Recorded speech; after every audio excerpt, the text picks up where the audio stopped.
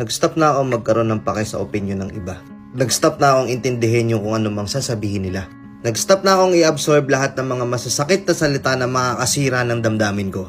Nag-stop na ako na magkaroon ng pake sa mga taong wala namang ambag sa buhay ko. Opo, ikaw ba? Hanggang ngayon ba naaapektuhan ka pa rin sa mga sinasabi ng mga tao sa'yo? Hanggang ngayon ba hindi mo pa rin iisipin yung magiging feelings mo sa taong mahal mo? Na okay ka lang na masaktan. Okay ka lang masaktan ng paulit-ulit kasi nga mahal mo. Wala ka nang pakialam sa feelings mo. Kahit ikaw nasasaktan ka. Basta gusto mo kasama mo siya, wag siyang mawala, wag kanyang iwan. Kahit paulit-ulit kanyang sinasaktan, okay lang sa'yo. Kahit paulit-ulit kanyang niloloko. At some point in your life, have you ever wondered na, what if sarili ko naman? Yung mga taong nasa paligid mo, maraming nasasabi sa'yo hindi maganda. May mga komento silang masakit sa tenga. And nga dahil nga tayo may pakialam tayo sa sinasabi ng iba, masyado nating dinadamdam yung sinasabi ng iba, nawawalan tayo ng focus. Yung mga pangarap natin, nawawalan na tayo ng gana. Yung sarili natin napapabayaan na.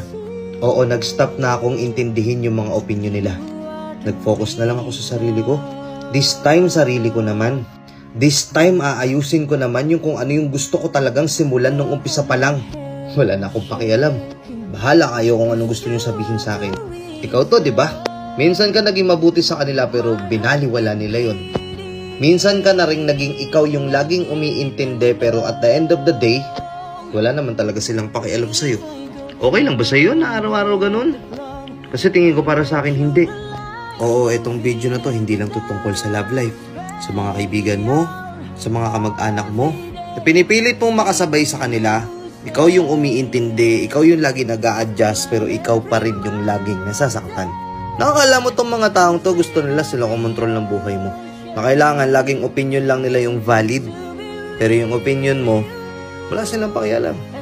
Sakit, no? Basta ako, para sa akin, wala na akong pakialam kung may magagalit sa akin.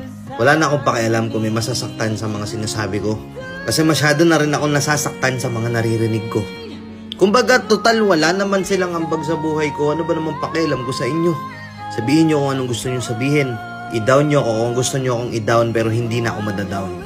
Kasi nag-start na ako sa buhay ko na magpo-focus na lang ako sa sarili ko. Para buhayin yung mag-ina ko. Para tuparin yung mga pangarap ko. Yung mga pangarap ko na minsan na naudlot dahil mas inintindi ko yung ibang tao. Tapos at the end of the day, wala rin nangyari sa buhay ko. Kasi totoo naman pagdating ng end of the line natin, pag tumanda na tayo, tatanungin natin yung sarili natin, naging masaya ba tayo sa journey ng buhay natin na to? O mas naubos yung oras at panahon natin sa mga wala namang kakwenta-kwentang tao? Diba? Focus ka na lang sa sarili mo.